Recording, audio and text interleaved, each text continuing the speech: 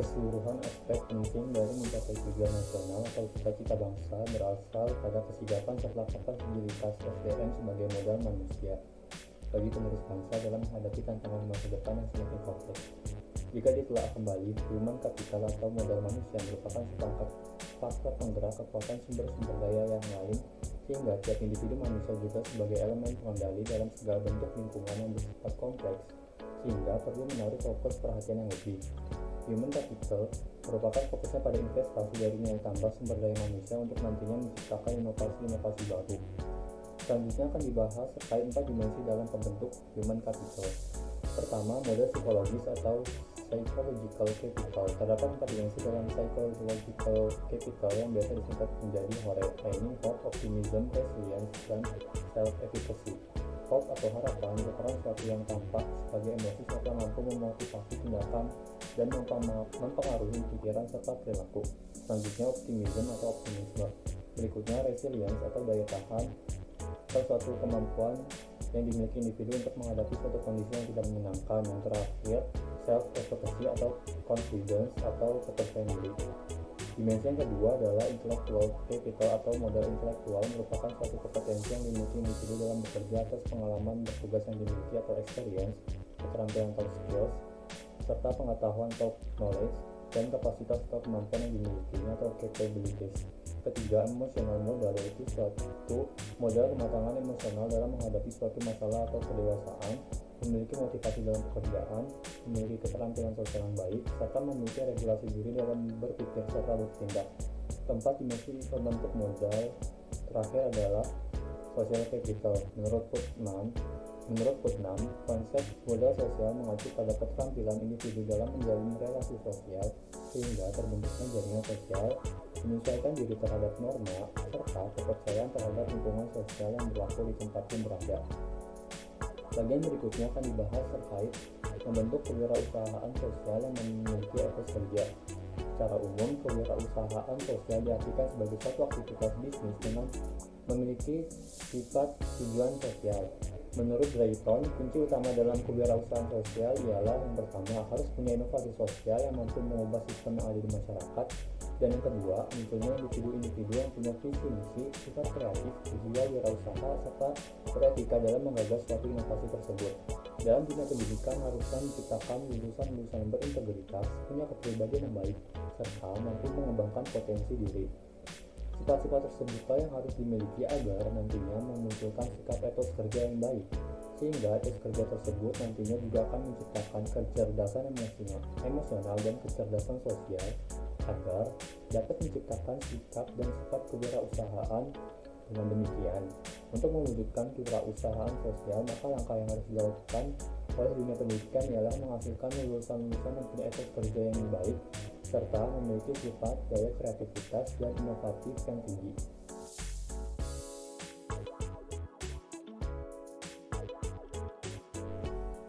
Selanjutnya yaitu pembahasan mengenai bab 1 yang berjudul Membangun Negeri Emas. Kita tahu saat ini negara kita sedang dihadapi oleh badai disrupsi. Hal ini dikarenakan pesatnya perkembangan teknologi, informasi dan komunikasi serta perkembangan teknologi yang menunjang kehidupan manusia. Oleh karena itu, sudah menjadi tuntutan berbagai pihak untuk mampu beradaptasi akan hal tersebut agar mampu bertahan dan tetap eksis. Selain itu, penyiapan sumber daya manusia yang berkualitas untuk pembangunan pun menjadi hal yang sangat penting. Penyiapan dan pengadaan sumber daya manusia yang berkualitas itu menjadi hal yang sangat penting, salah satunya bagi Indonesia, di mana setiap manusia di Indonesia itu diharapkan memiliki keterampilan yang mampu menunjang kehidupan di era disrupsi dan revolusi industri 4.0, seperti kreativitas, kecerdasan emosional, berpikir kritis, aktif belajar, penguasaan teknologi yang baik, dan lain sebagainya. Selain itu, potensi SDM ini tidak bisa lepas dari yang namanya potensi sosial, di mana di Indonesia sendiri potensi sosial ini masih sangat kecil dan masih sangat minim dikarenakan mental dari bangsa Indonesia itu sendiri. Mental bangsa Indonesia itu cenderung untuk selalu menerima hasil dari uluran tangan orang lain. Oleh karena itu memang diperlukan perubahan sikap dan mental dari bangsa Indonesia agar bangsa Indonesia dapat tetap eksis di era disrupsi dan revolusi industri 4.0 saat ini. Pembahasan berikutnya yaitu mengenai bab 2, inovasi sosial dan kewirausahaan sosial. Yang pertama ada inovasi. Dalam perkembangan zaman saat ini, kita akhirnya mampu memasuki era revolusi industri 4.0 dan era disrupsi, di mana saat ini perkembangan dan perubahan begitu pesat terjadi, sehingga memang kajian-kajian mengenai inovasi ini perlu untuk terus ditingkatkan. Hal ini dikarenakan agar mampu menghasilkan inovasi-inovasi yang memang bermanfaat juga berguna bagi manusia baik secara individu maupun secara masyarakat. Dalam buku Tomorrow is Today terdapat dua jenis inovasi, yaitu sustaining innovation dan disruptive innovation, yang keduanya memang sangat diperlukan di era disrupsi saat ini. Berikutnya yaitu pembahasan mengenai inovasi sosial. Nah, inovasi sosial itu dipandang sebagai jalan tengah antara pasar dan kegagalan negara dalam meningkatkan taraf hidup masyarakat. Oleh karena itu, inovasi dilakukan oleh berbagai kelompok di masyarakat, sehingga pada akhirnya masyarakat menghendaki struktur baru. Inovasi sosial berbeda dengan konsep inovasi yang biasa, di mana inovasi sosial ini menghendaki kesepakatan bersama dari masyarakat itu sendiri. Sehingga perlu diketahui terdapat 4 prinsip dari inovasi sosial. Di antaranya yang pertama, keterlibatan stakeholder sebagai upaya multifungsi dan multidisiplin. Yang kedua, pembuatan pelayanan yang berdasarkan pada perspektif konsumen. Yang ketiga, isu yang dikembangkan oleh inovasi sosial bersifat kontekstual atau bergantung terhadap situasi yang terjadi. Dan yang terakhir atau keempat yaitu penentuan inovasi baru yang tidak bersifat pengulangan. Nah, berikutnya itu terdapat 3 bentuk dari inovasi sosial. Yang pertama ada social entrepreneurship, di mana kegiatan bisnis ini digaungkan untuk menjawab kebutuhan sosial maupun komunitas, baik dalam lingkup lokal maupun dalam lingkup global. Yang kedua ada social intrapreneurship, yaitu penciptaan perubahan dalam organisasi dengan mengoptimalkan sumber daya atau kapasitas yang ada. Yang ketiga yaitu social extrapreneurship, yang merupakan kolaborasi antar organisasi yang mengakomodasi ide, ruang, dan sumber daya untuk menciptakan perubahan sosial. Yang berikutnya yaitu ada proses sosial dari inovasi sosial itu sendiri, yang dimana yang pertama itu kita perlu menentukan masalah sosial dan mengeksplorasi melalui identifikasi kondisi ideal dan kondisi realitas, atau menemukan gap antara kedua kondisi tersebut. Yang kedua, menghasilkan gagasan bersama dengan bekerja sama dengan para pemangku kepentingan. Yang ketiga, mengukur dan menyesuaikan kapasitas dengan melakukan studi kelayakan pada program.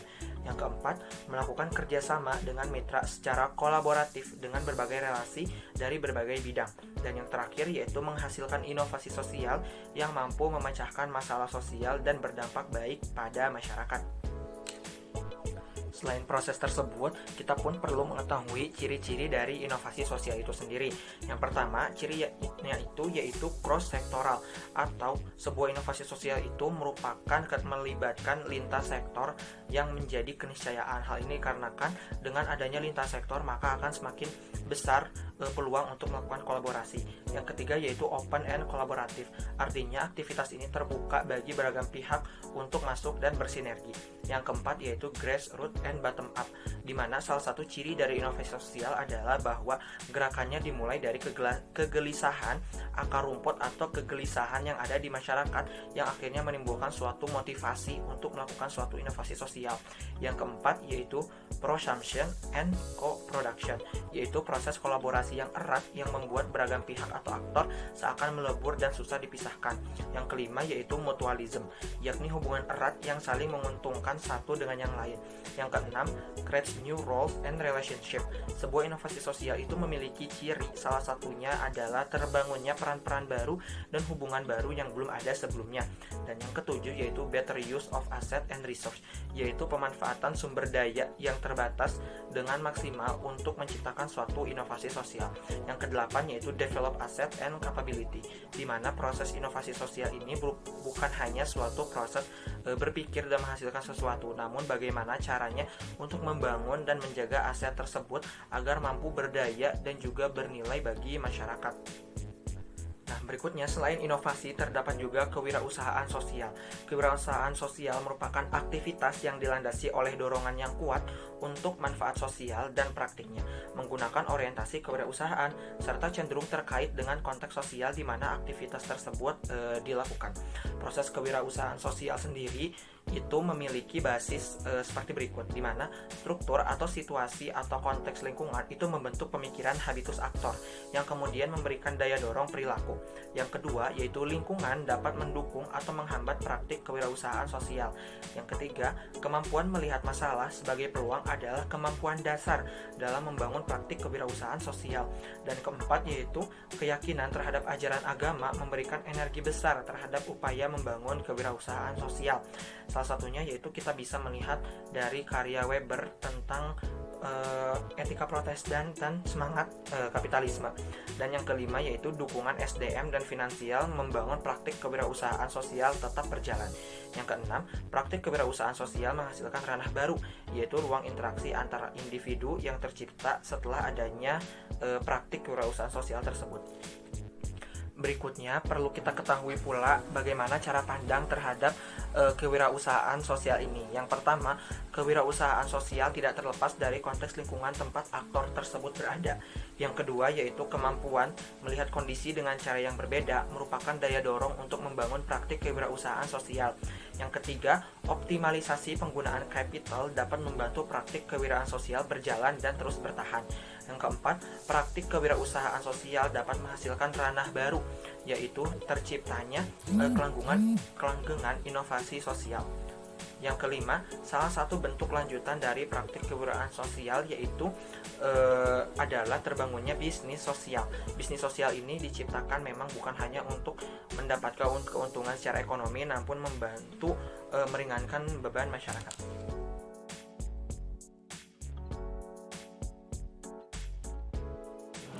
1. Inovasi sosial. Inovasi sosial adalah jalan tengah untuk menyelesaikan permasalahan yang ditimbulkan pasar dan kegagalan negara. Untuk menyelesaikannya dilakukan dengan melakukan integrasi kelompok atau komunitas. Terdapat 4 prinsip dari inovasi sosial yang disepakati oleh First and Sullivan, yaitu yang pertama, untuk menyelesaikan sebuah masalah sosial dibutuhkan upaya multifungsi dan multidisiplin yang akan melibatkan berbagai stakeholder. Yang kedua, produk yang dibuat akan sangat bergantung pada permintaan. Yang ketiga, isu yang dikembangkan oleh setiap inovasi sosial akan berbeda dan unik. Yang keempat, tingginya capaian sebuah social innovation sangat ditentukan oleh solusi-solusi baru dan tidak bersifat pengulangan, sehingga dibutuhkan kreativitas dan pengembangan. Inovasi sosial merupakan aktivitas dan pelayanan yang dilakukan untuk mencapai kebutuhan sosial yang diselenggarakan oleh organisasi atau lembaga yang bertujuan sosial. Yang kedua ada proses inovasi sosial. Proses penciptaan inovasi sosial dengan memberikan pendekatan pada proses kolaborasi, baik pada perencanaan maupun pada implementasi inovasi sosial, dilakukan dengan cara yang pertama, menemukan masalah sosial dan mengeksplorasi melalui identifikasi sosial yang tidak ideal atau gap. Yang kedua, ada menghasilkan gagasan bersama dengan bekerja sama dengan para pemangku kepentingan untuk mencari kesesuaian dan persamaan pandangan suatu masalah. Yang ketiga, ada mengukur dan menyesuaikan kapasitas dengan melakukan studi kelayakan pada program. Yang keempat, ada melakukan kerjasama dengan mitra secara kolaboratif dengan berbagai relasi dengan berbagai bidang. Yang kelima, ada menghasilkan inovasi sosial yang mampu memecahkan masalah sosial dan berdampak baik pada masyarakat sekitar. Adapun ciri-ciri inovasi sosial yaitu yang pertama, cross-sectoral, yang kedua, open and collaborative, yang ketiga, grassroots and bottom-up, yang keempat, prosumption and co-production, yang kelima, ada mutualism, yang keenam, creates new roles and relationship, yang ketujuh, ada better use of assets and resources, yang kedelapan, ada develops assets and capabilities. Yang ketiga, ada 5 prinsip inovasi. Terdapat 5 prinsip inovasi Banyuwangi, yaitu yang pertama, inovasi itu mencari jalan terpendek. Yang kedua, inovasi itu fun. Yang ketiga, inovasi itu menyelesaikan berbagai masalah dalam satu waktu. Yang keempat, inovasi itu berkelanjutan. Yang kelima, inovasi itu semua orang. Selanjutnya ada kewirausahaan sosial. Kewirausahaan sosial adalah sebuah aktivitas yang dilandasi oleh dorongan yang kuat untuk manfaat sosial. Dalam praktiknya, menggunakan orientasi kewirausahaan serta cenderung terikat dengan konteks sosial di mana aktivitas tersebut dilakukan. terdapat 10 karakteristik yang dimiliki oleh wirausaha atau inovator sosial. Di antaranya, yang pertama, berusaha mengatasi hambatan ideologis dan keilmuan. Yang kedua, mengidentifikasi dan menerapkan solusi praktis terhadap berbagai persoalan sosial dengan cara menggabungkan inovasi, kecerdikan, dan kesempatan. Yang ketiga, ada berinovasi dengan menciptakan produk baru, layanan baru, ataupun pendekatan baru terhadap persoalan sosial. Yang keempat, fokus utama pada penciptaan nilai sosial. Yang kelima, maju sebelum memastikan dirinya mempunyai sumber daya yang cukup. Yang keenam, memiliki kepercayaan yang kokoh pada kapasitas pembawaan setiap orang. Yang ketujuh, menunjukkan determinasi kokoh sehingga berani mengambil resiko. Yang kedelapan, menyeimbangkan hasrat akan perubahan dengan semangat untuk mengukur dan juga memonitor pengaruhnya. Yang kesembilan, memiliki banyak hal untuk diajarkan kepada pembuat perubahan di sektor lain. Selanjutnya yang terakhir ke-10, menampilkan ketidaksabaran yang sehat. Dengan demikian, terdapat sejumlah atribut dan etos yang luar biasa dari para pelaku wirausaha sosial ini, sehingga disebut sebagai unreasonable people. Praktik kewirausahaan ini diakui dapat membantu masyarakat untuk menyelesaikan permasalahan sosialnya, memenuhi kebutuhan sosialnya, dan mengembangkan potensi sosialnya. Maka kecakapan dan kapabilitas pelaku wirausaha sosial dijadikan visi untuk dicapai para pembelajar.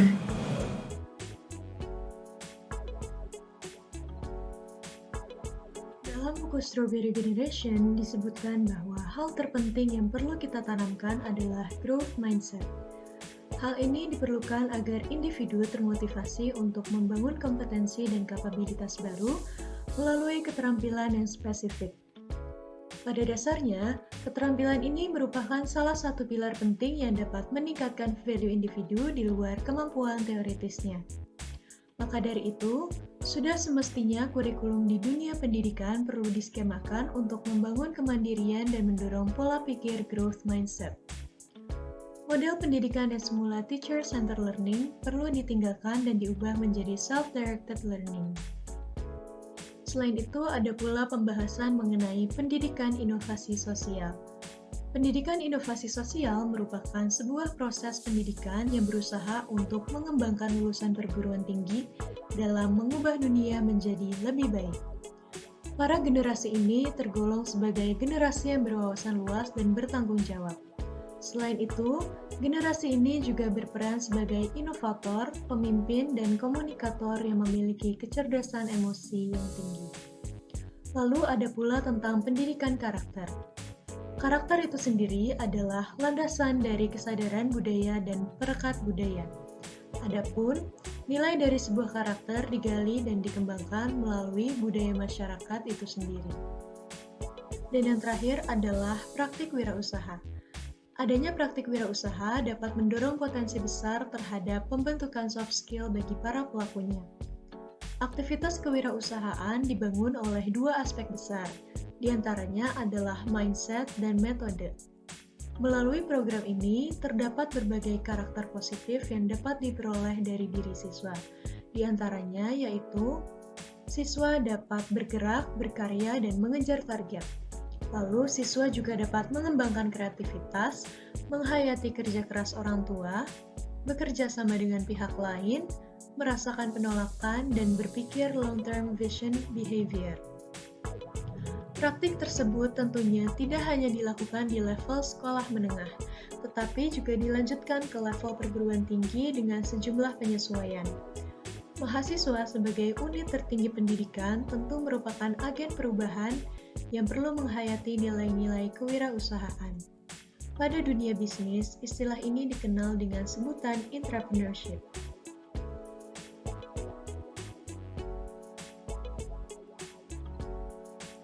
Program Kampus Merdeka telah memberikan kesempatan kepada Prodi Kesejahteraan Sosial Fisika 4, terkhususnya mata kuliah Kewirausahaan Sosial untuk melakukan project-based learning. Proses belajar mengajar dilakukan dengan skema pembelajaran berbasis proyek. Untuk untuk membantu kompetensi mahasiswa, yaitu dilihat dari kategori pemahaman kognitif, pemahaman afeksi, dan kemampuan psikomotorik pada bidang kewirausahaan sosial. Pada mata kuliah kewirausahaan sosial, setiap mahasiswa membersamai 2 pelaku usaha di dalam kategori pengrajin, pelaku UMKM, pelaku usaha terdampak pandemi, dan pengusaha sekolah menengah umum dengan skema bisnis coaching yang bertujuan meningkatkan kinerja usaha mitra melalui interaksi interpersonal dan komunikasi terarah. Mahasiswa diharapkan untuk membuat konten edukasi di bidang sosial sebagai pelayanan bagi masyarakat agar bisa memberi penjelasan tentang praktik kewirausahaan pada era digitalisasi dan industri 4.0. Upaya edukasi berikutnya dibentuk melalui akun YouTube channel Membersama Indonesia beserta websitenya yang berisi pesan-pesan bagi anak muda bangsa agar berpartisipasi dalam pembangunan negara. Kelompok mahasiswa juga melakukan praktis bisnis sendiri sebagai upaya peningkatan kemampuan kewirausahaan bisnis, seperti perencanaan pemasaran produk, promosi produk, dan evaluasi kegiatan bisnis. Hal yang diharapkan atas kegiatan ini adalah bahwa praktik usaha bukanlah hal yang mementingkan uang atau profit semata, namun dapat dikombinasikan dengan visi sosial dan doing business by doing good atau business for social good. Kecakapan kewirausahaan yang didapatkan dari kegiatan ini diharapkan menjadi bekal untuk masa depan bangsa, terkhususnya dalam penanganan masalah sosial yang terjadi di Indonesia.